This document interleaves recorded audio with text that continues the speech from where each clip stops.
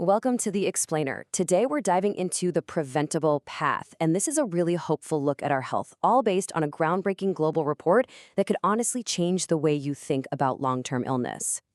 So, let's just jump right in with a huge question, one that a lot of us have probably thought about. Is getting cancer just a roll of the dice? A simple matter of bad luck, or maybe inheriting the wrong genes? It's a really common belief, but as it turns out, it might not be the whole story. In fact, a massive news study from the World Health Organization is here to completely flip that narrative on its head. What they found suggests we have way more control over our health than many of us were ever led to believe. And look, this wasn't just some small study. We're talking about a full-on global audit. Researchers looked at 36 different types of cancer across 185 countries to get a real handle on what's truly preventable. So what did this massive audit find? Well, it all comes down to this number, 37.8%. Let that sink in. That means nearly 4 out of every 10 cancer cases worldwide are linked to risk factors you can actually change. This isn't about fate, it's about our choices and our environment. But what's really fascinating is when you break it down by gender. For men, we're talking nearly half of all new cancer cases, 45.4%, were linked to these preventable factors. For women, it was just under a third. That gap right there, it tells a powerful story. Our daily behaviors and exposures really, really matter. Okay, so what are these major risk factors? The big culprits? Well, it's probably no surprise that tobacco is the absolute king here, responsible for over 15% of all new cases. It's just in a league of its own. Right after that, you've got infections and alcohol as the next major drivers. And this is where the rubber meets the road. You can see exactly how those risks translate into specific diseases. Just 3 types, lung, stomach, and cervical cancer, make up almost half of all preventable cases. And each one has a clear, direct line back to a primary cause we can actually do something about. So that's the big picture global view. But let's bring it down to a personal level. How does all this actually work inside our bodies?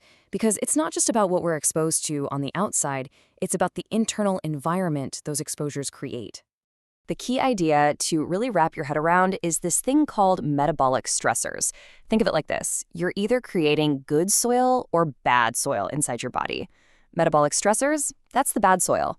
It's a state of constant low-grade inflammation where your cells just can't make energy properly. It's an environment where tumors can thrive. So it really just boils down to this. Your body's internal world can be one of 2 things. On one side, it's thriving. Your cells are making energy efficiently, inflammation is low, everything's working great. On the other side, it's stressed. Energy production is failing, inflammation is high, and your cells are getting damaged. The goal, obviously, is to live on the left side of this slide. Which brings us to the most important part of this whole explainer. What do we actually do about it? Based on all this data, here are 5 concrete, actionable steps you can take to shift your internal environment from stressed to thriving. Here's the game plan. It's a 5-parter. Balance your fuel. Cut out the bad fats, move your body and improve how it works, lower your chronic stress, and eliminate the key toxins. Pretty straightforward, right? Let's break each one down. First up, your fuel. Look, this isn't about some crazy no-fat diet. Not at all. It's about balance. You want to keep healthy fats in that 30 to 40% range. The idea is to give your body a steady stream of good energy with about 250 grams of healthy carbs. Think things like fruit, sweet potatoes, and white rice. That helps keep inflammation down.